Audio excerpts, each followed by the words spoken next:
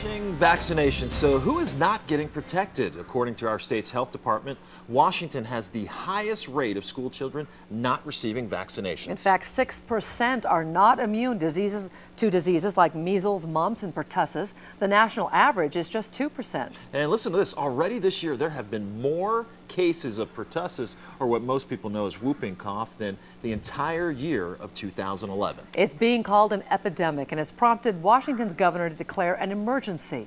So who's to blame for the rise of diseases all but wiped out in the 21st century vaccine boom? KXY4's Colleen O'Brien is with us tonight. Some are blaming this crisis on parents who are simply not vaccinating their children, Colleen. It's a tough group to be in, those who turn their backs on modern medicine, but as I've learned from both sides, it's never an easy decision, especially when you find out some doctors' offices are screening parents, asking if they're going to vaccinate their children before being seen at the clinic. It certainly is a contentious battle, with both sides claiming they've armed themselves with enough information to make the right choice. No parent wants to see their child suffer, to choke for air.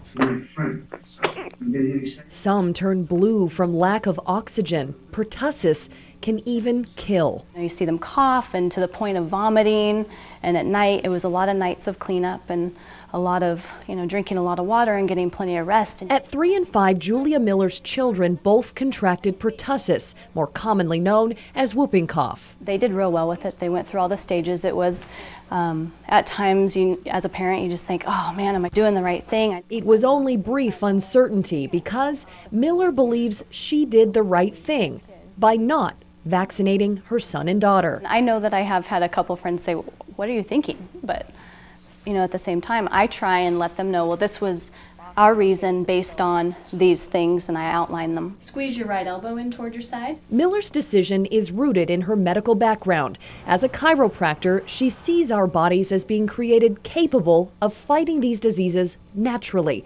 It's a tough concept for most to grasp, especially when this seems anything but natural. And this is where the battle begins. Is pertussis making a comeback?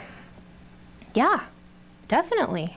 We're seeing thousands of cases in Washington state. At Spokane Regional Health District, there is no question vaccines are safe and necessary. Christy Siahaya is the immunization outreach coordinator. She comes armed with a stack of research. She's here to tell you why everyone who can vaccinate should. The hardest part of my job is talking to parents one-on-one, because they have stories, and they truly believe what they see, and they're really scared. And I have to say, as a new mom, I was scared too. It's a scary process to go through. Siahaya says diseases we thought were gone are making a comeback. Pertussis is huge this year, and measles is seeing a huge rise across the country. For 2 reasons. 1, kids that aren't vaccinated expose everyone to the disease, and waning immunity. It turns out if you were vaccinated as a child, you're not necessarily immune as an adult. And because adults don't have the classic whooping symptoms, they can unknowingly pass pertussis to an infant still too young to receive vaccinations. We had 2 children die of pertussis last year. 2 little kiddos. Because they weren't vaccinated. Because they couldn't. They were too young. A frightening reality. Washington state has seen more cases of pertussis already this year than in the entire year of 2011. This is the epidemic threshold, between 75 and 125 cases. Through March, more than 1,000 cases have been reported across the state. It's staggering statistics like this that have some doctors closing their doors. Yeah, there are some that just won't have them in their practice. Why is that?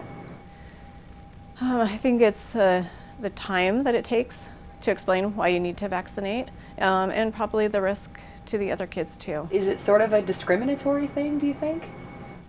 Well, I think it's our option, because we're not a public health clinic. Christy Rice isn't one of those pediatricians. She accepts all kids at her practice, vaccinated or not.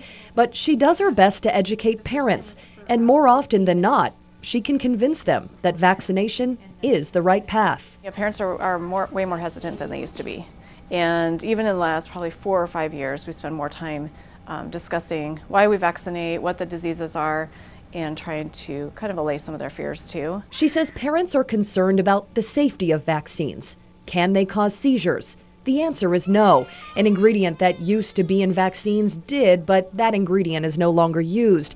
Do vaccines cause autism? We've spent a lot of time proving that it's not real. Do you wish that just every parent would vaccinate? I would. It would it'd make our jobs easier, and it would ensure that the entire population would be healthier too.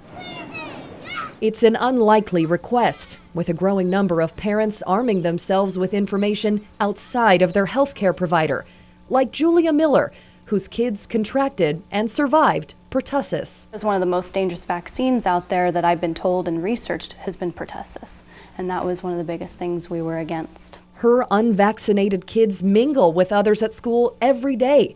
To do this, they must have a waiver. Last year, the state mandated that every parent who doesn't vaccinate must first be educated by a healthcare provider, then sign a waiver that says they understand the risks and benefits of immunization. When the kids ask, I just let them know, basically, your immune system is designed a certain way, and with the way the immune system battles these diseases, it's best if your body can do it without injecting something into your system that might compromise that. We have decades of research that shows immunization has wiped out diseases that once killed hundreds of thousands of people. Polio, measles, diphtheria. Now a growing group of parents say vaccines aren't necessary. It has a lot to do with the fact that we aren't seeing the disease as much. So it doesn't seem like it's as scary. Perhaps it will take decades more research to know the lasting effects of having that choice. And my hope is that it doesn't take children dying to win the battle. That's my hope. And hoping we're doing the right thing. Because I think there's hope, and it's always a good feeling if you can educate somebody and have them feel confident that they know more about why we give vaccines now and feel good about giving their children vaccines. I would hope one day that we can get to the point where we can just support our bodies naturally. One of the main themes throughout my interviews with the Health District, Dr. Rice and Julia Miller, is education. Everyone on all sides wants you to research reasons why you should vaccinate and why you shouldn't. It's getting the facts from all sides that will help you make the right choice for your family. Of course, both sides believe they know the right choice.